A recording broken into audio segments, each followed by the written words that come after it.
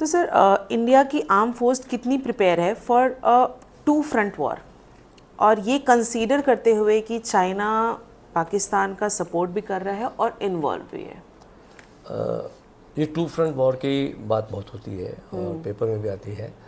मेरा जो एक्सपीरियंस है, जो मैंने इसके ऊपर अध्ययन किया हुआ है, चाइना और पाकिस्तान मिल के लड़ाई करेंगे इसकी प्रोबेबिलिटी बहुत कम है। ठीक है। और 65 में पाकिस्तान को उम्मीद थी कि चाइना उसका सपोर्ट करेगा। चाइना ने सिर्फ वर्बल सपोर्ट किया, नाथुला और जेलेपला पे अनाउंसमेंट शुरू कर दी कि आप इन पासेस को, सिक्किम में है, नाथुला सिक्किम पास है कि 14,000 फीट पे, और जेलेपला इससे थोड़ा कम उसके साउथ में है। हमने नाथुला को खाली नहीं किया। उसकी वजह से 67 में नाथुला में लड़ाई हुई। चाइना उस लड़ाई को हार गया, उसकी तकरीबन रेजिमेंट के मुताबिक वो फौज ख़त्म हो गई। उसके बाद उसने 10 दिन के बाद में चोला में हमला किया, वहाँ भी हार गया। उसके बाद चाइना ने कभी हमारे पर छेड़खानी नहीं की। 71 में भी मिलिट्री लीडरशिप को ये उम्मीद थी कि चाइना इन्वॉल्व होगा। एक 167 नाम की ब्रिगेड है वो, जो वहाँ से निकालनी थी। जनरल जेकब चाहते थे, मना कर दिया था कि चाइना हमला कर सकता है, लेकिन चाइना ने हमला नहीं किया। 167 ब्रिगेड को हम नीचे ला के इस्तेमाल नहीं किया, ले आए थे हम। लेकिन अगर हो गया तो हम लड़ाई लड़ सकते हैं दोनों से। चाइना की फोर्स बहुत ज़्यादा है, हमसे बहुत बड़ी इकोनॉमी है। अमेरिका की इकोनॉमी बहुत ज़्यादा थी, वियतनाम से लड़ा, हार गया। उसके बाद में फ्रांस की इकोनॉमी बहुत ज़्यादा थी, वियतनाम से लड़ा, हार गया। चाइना की इकोनॉमी वियतनाम से बहुत ज़्यादा थी, 79 में लड़ा लेकिन हार गया। तो ये इकोनॉमी से लड़ाई का फर्क पड़ेगा, इतना ज़्यादा फर्क पड़ता नहीं अगर सैनिक तैयार है तो। जी जी। हम लोग सोचते हैं कि इसकी इकोनॉमी बहुत ज़्यादा है, हाँ। और दूसरा देश की इकोनॉमी नहीं है, इसलिए मैंने एग्जांपल दिया कि 67 से 73 तक अमेरिकन इकोनॉमी वियतनाम इकोनॉमी में कोई मुकाबला नहीं था। वियतनाम उस लड़ाई को जीता। उसके पहले 54 में फ्रांस की इकोनॉमी और वियतनाम की इकोनॉमी में कोई तालमेल नहीं था। फ्रांस की इकोनॉमी बहुत ज़्यादा थी, वियतनाम कहीं नहीं था, वियतनाम जीत गया। तो इस इकोनॉमी को एज ए सोल्जर मैं इतने ज़्यादा तवज्जो नहीं देता। अगर लड़ाई जब हो जाती है तो होनी ही चाहिए, पर अगर हो जाती है तो। दूसरा क्या है कि चाइना हमारे साथ लड़ेगा माउंटेन्स में। उस माउंटेन्स में अगर हम अपनी पोजीशन को तरीके से वहाँ लड़ते हैं, अगर हम 62 में लड़े होते तो हम चाइना को अंदर नहीं आने देते। अगर कई लोग जैसे कहते हैं हमारे चिकन नेक है, सिग्लोरी कॉरिडोर कहते हैं ना, पतला सा कॉरिडोर है, वो अगर ले लिया तो क्या होगा। आप इसको दूसरे तरीके से देखिए। चुम्बी वैली का जो अंदर आता है, वो चुम्बी वैली में वो बहुत पतली सी गर्दन है चाइना की। अच्छा। इससे पहले कि वो हमारी गर्दन को कुछ करे, हम भी तो कुछ कर सकते हैं ना। डोकलाम उसी इलाके में है। तो सांबा जैसे, सांबा कहते हैं जी यहाँ वो अखनूर से आके हमको कट ऑफ कर देगा। हम शकरगढ़ जा सकते हैं ना, हम लोग भी तो पसरूर जा सकते हैं ना, कौन रोकता है? फौज तो हमारे पास भी है। तो आपका माइंडसेट क्या कहता है? टू फ्रंट लड़ाई अगर होती है चाइना और पाकिस्तान की जियोपॉलिटिकल लेवल पर अगर देखा जाए तो उसमें बहुत सारे देश हमारे साथ होंगे। उनकी हमें इतनी ज़्यादा ज़रूरत नहीं है, पर हमारे साथ होंगे technologically, financially etcetera. But as I said in the earlier, इसकी पॉसिबिलिटी बहुत कम है कि चाइना और पाकिस्तान, क्योंकि चाइना बेवजह लड़ाई नहीं करता। चाइना बेवजह युद्ध में इन्वॉल्व नहीं होता। खर्चा बहुत करता है उसका, वेपन टेक्नोलॉजी पे, यानी उसका जो डिफेंस पे जो इन्वेस्टमेंट है कह लो आप, या एक्सपेंडिचर। इन्वेस्टमेंट इसलिए कह रहा हूँ क्योंकि एक्सपोर्ट भी बहुत करता है वो इतना है कि हमारा कैपिटल आउटले उसके बराबर है। 245 करोड़ डॉलर के आसपास है, बिलियन डॉलर मेरे ख्याल से। तो ये हाइपोथेटिकल क्वेश्चन है, but this answer is, if both the countries fight together, maybe we will go all out for Pakistan, उसको न्यूट्रलाइज जल्दी कर देंगे, उसके बाद चाइना से निपटेंगे। पर हमें वो कैपेबिलिटी है, वो डरने का ऐसा कोई प्रॉब्लम नहीं। चाइना भी नहीं करेगा क्योंकि यूएस भी तो बैठा है। चाइना बिना यूएस के भी हमसे नई लड़ाई लड़ना चाहता है, क्योंकि अब कई बार देते हैं। किसी ने मुझसे सवाल पूछा था कि आप पीओके ले लोगे तो साक्ष्यम वैली है, साक्ष्यम वैली तो चाइना के पास है, फिर क्या करोगे? अब इसका आंसर ऐसा भी हो सकता है कि अगर मान लो हमने गिलगिट बाल्टिस्तान ले लिया, ये जो चाइना की बेल्ट एंड रोड इनिशिएटिव वाली रोड आ रही है जेकियांग प्रोविंस से, कहाँ जा रही है? ये ग्वादर में जा रही है। किसके थ्रू जा रही है? गिलगिट बाल्टिस्तान के थ्रू भी जाएगी। भाई साक्ष्यम वैली तक पहुंच गया, उसके बाद कहाँ जाएगा? साक्ष्यम वैली में तो कोई ट्रेड करने आएगा नहीं उसके पास। तो अगर हम इस जगह पर पहुंच जाते हैं, अक्साई चीन का ये महत्व है ना। पहले जिसको हम कहते थे अक्साई चीन ऐसी जगह है, वो इसके तो यहाँ तो एक blade of grass doesn't grow there, तो किसी ने बोला था कि मेरे सिर पे बाल नहीं है तो इसका मतलब थोड़ी कि मेरा सिर काट लो। तो एक्साइचिन देने से हमारा क्या हो गया, वहाँ से जो रोड निकली है एक्साइचिन से, वो फिर साक्ष्यम वैली में आई, वही फिर ग्वादर में इनके पाकिस्तान में जा रही है, जहाँ से वो ट्रेड करना चाहता है। अगर हमारे पास रोड का ज़्यादा हिस्सा है तो हो सकता है वो हमसे ही कहे कि चलो हम अलाउ करो, हम ही ट्रेड कर लेते हैं। So there lot of things which are involved, it's not all that simple. इस बार के वॉर में मतलब अगर होगा, आप कह रहे नहीं होगा, बट अगर होता है तो हम इंडियंस को बड़ा हमने नारे लगाए इधर बीच की अब पीओके भारत ले लेगा, क्या है मतलब आप बताइए, ऐसा कुछ पॉसिबिलिटीज़ हैं क्या? पीओके के लोग तो यही चाहते हैं कि भारत से मिल जाए, बलूचिस्तान के लोग चाहते हैं भारत से मिल जाए। तो अब हमारी जैसी बड़ी सदी हुई और वाइज पॉलिटिकल लीडरशिप है, वो तो उस सिचुएशन में आवाम को साथ लेके पीओके हमारे साथ मिल जाता है तो आई थिंक पीओके तो हमारा है ही, वो तो पार्लियामेंट का डिसीजन है। अब उसको मिलिटरीली लेते हैं या winning a war without fighting लेते हैं, that is depends on them. अभी तक की जो एक्शन हुआ उसमें ऐसा कोई हमने नहीं किया कि हम पीओके को अभी तो नहीं हो रहा, अभी तक तो हमने उनकी जो जड़ है उसके अंदर में मट्ठा डाला है।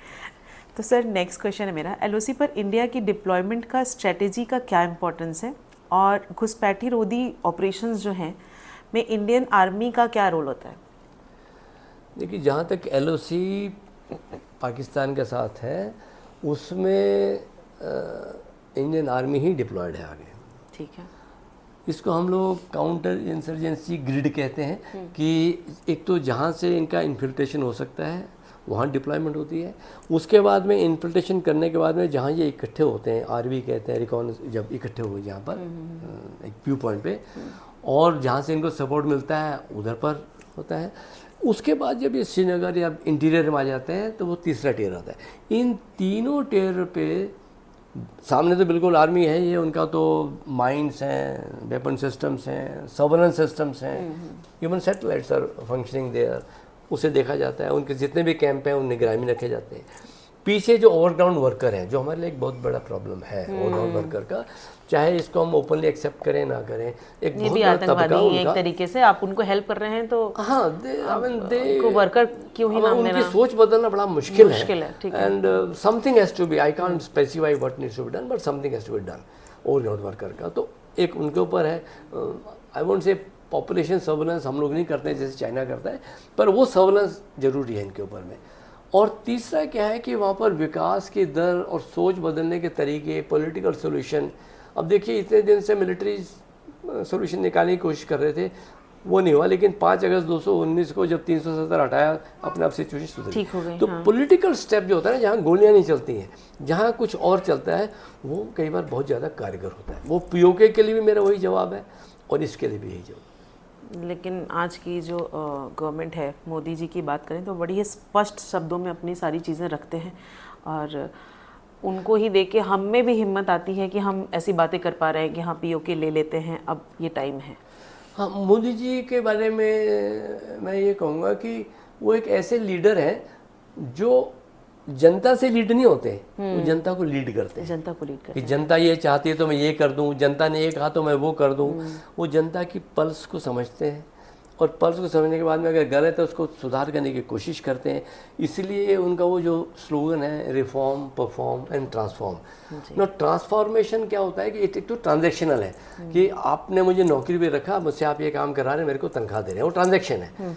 लेकिन आपने मुझे एक ऐसा काम दिया है कि जो मुझे बहुत अच्छा लगता है करने में, बहुत मज़ा आता है, मुझे पैसा दे रहे हैं, नहीं देंगे तब भी मैं करता रहूँगा, वो ट्रांसफॉर्म हो गया। कि वो आपने मेरे को लाइफ के किसी गोल को अचीव करने की ट्रेजेक्टरी भी डाल दिया। तो दैट्स व्हाट इज डूइंग। एक बार उन्होंने कहा भी था कि हमको देने की इच्छा ज़्यादा होनी चाहिए लेने की इच्छा के बजाय, और देश भी वही समृद्ध होता है जहाँ देने वाले ज़्यादा हो और लेने वाले कम। ठीक बात है।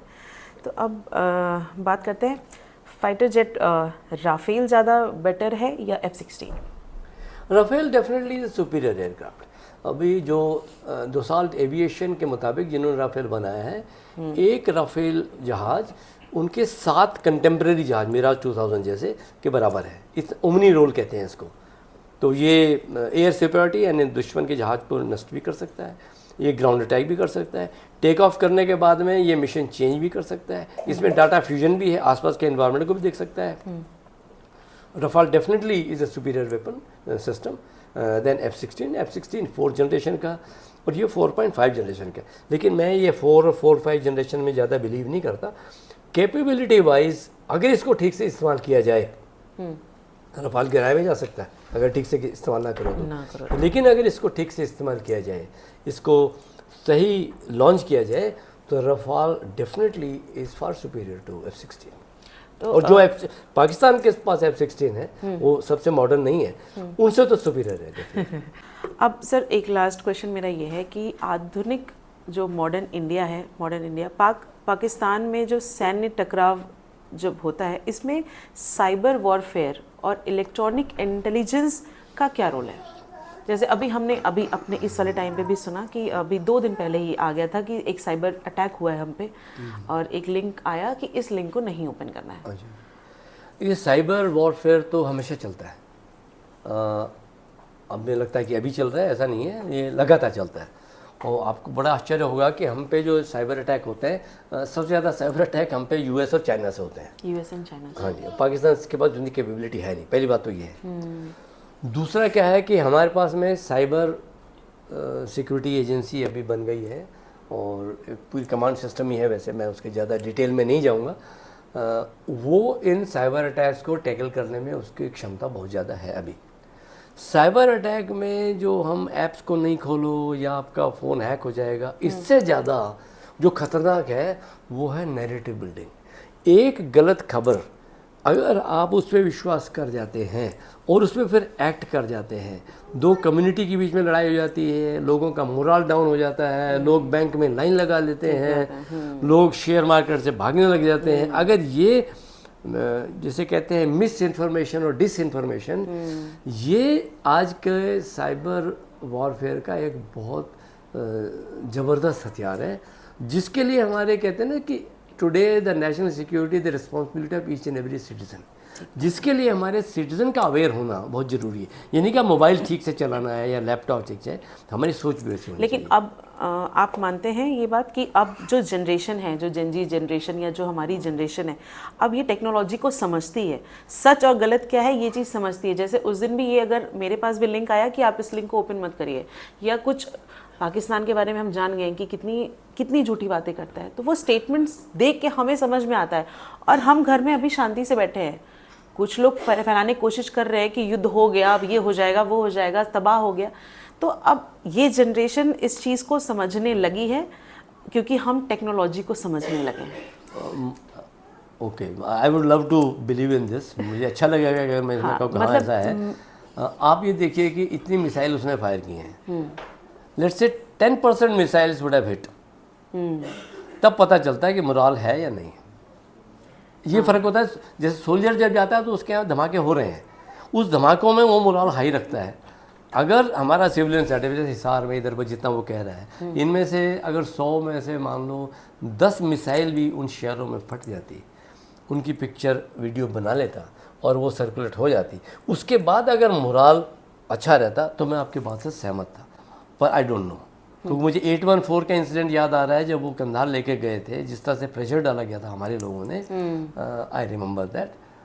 But I would like to believe कि अभी हम लोगों में वो हौसला है, शायद उम्मीद करता हूँ कि सर आपने तो वो टाइम देखा है कारगिल का, 71 का, सबका, और ये भी देखा गया है कि उस टाइम पे जैसे वेपनरीज हैं वो ले जाने के लिए खच्चर का यूज़ करते थे, या सारी चीज़ें हैं, उस टाइम पे लोकल्स ने भी बड़ा सपोर्ट किया। हाँ बिल्कुल, है ना। तो 65 में बहुत सपोर्ट हुआ। 60 कर मैं फौज में नहीं था उस समय, मैं IPKF में था जब हम लोग गए थे, उसके बाद पंजाब में था।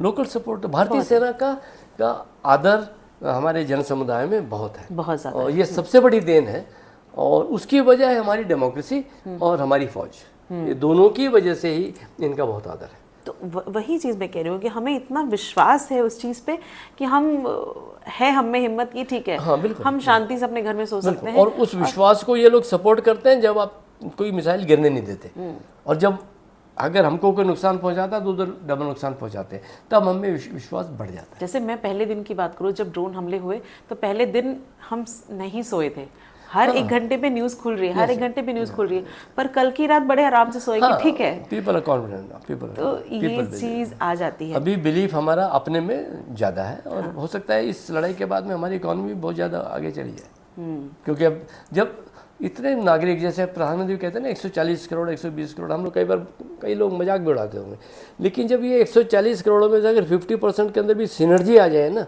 कि मैं देश के लिए कुछ करना चाहता हूँ, ये कहीं कहीं ले जाते हैं देश को। सही बात है, सही बात है।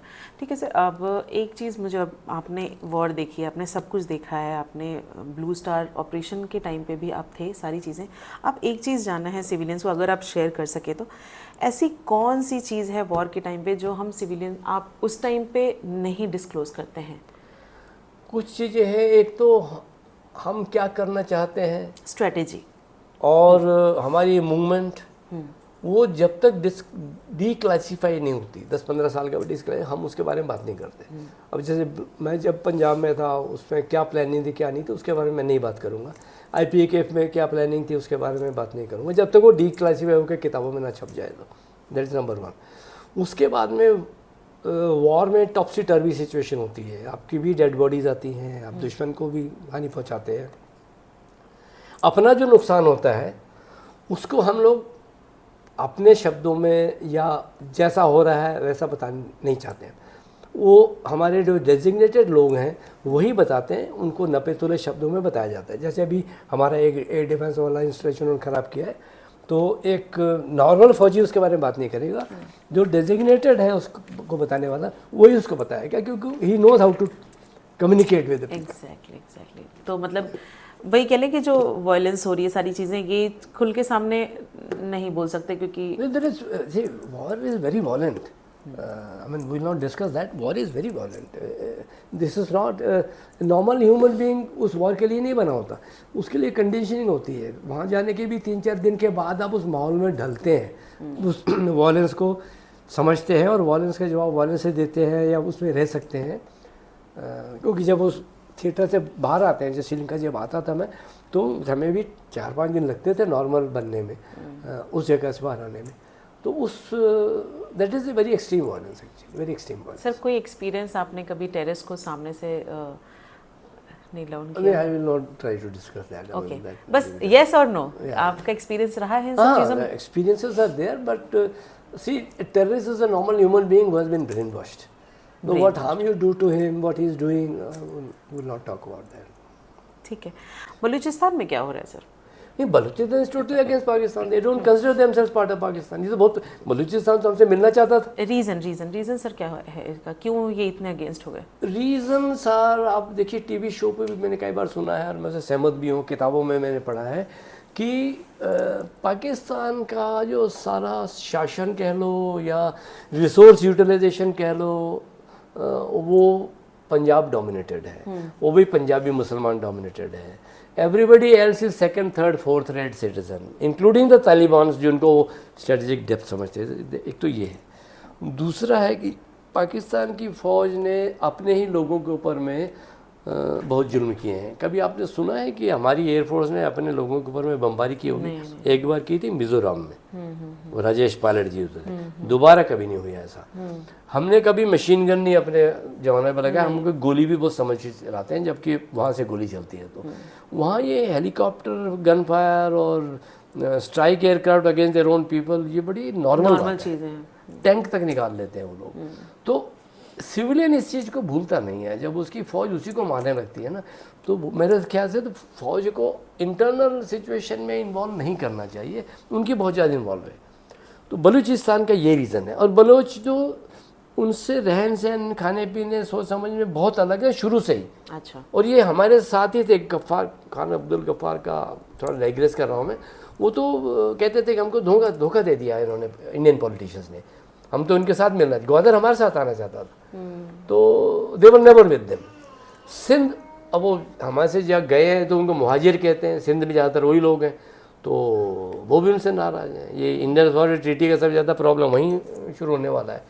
So Pakistan is doesn't have an identity. Hate India is not an identity ना। तो हमने स्टार्टिंग में वही बात की ना कि वो अपने आइडेंटिटी के लिए लड़ रहा है। और पंजाबी मुस्लिम डोमिनेशन, ये उसको अंदर से घुन की तरह उसको ख़त्म कर दिया। ठीक है, पहले तो मैं आपका वेलकम करती हूँ अपने शो पे। मैम, आप सर की वाइफ हैं, तो अब जब हम नॉर्मल हिंदुस्तानी अपने घर में आराम से सो रहे हैं एक वॉर के टाइम पे, तो कहते हैं कि देश की सेना हमारी रक्षा कर रही है, हम सो सकते हैं। हमें उतना नहीं पता, हम वो चीज़ फील नहीं कर सकते, हम बस कोशिश करें तो ये सोचते हैं कि अच्छा हमारे साथ होता तो क्या होता। बट एक तो सैनिक देश के बॉर्डर पे लड़ रहा है और उसके घर वालों की मनोस्थिति क्या होती है, ये मैं आपसे जानना चाहती हूँ। आपने तो बहुत एक्सपीरियंस किया है, कुछ अगर आप शेयर करें, आपने कैसे फेस किया ये सारी चीज़ें?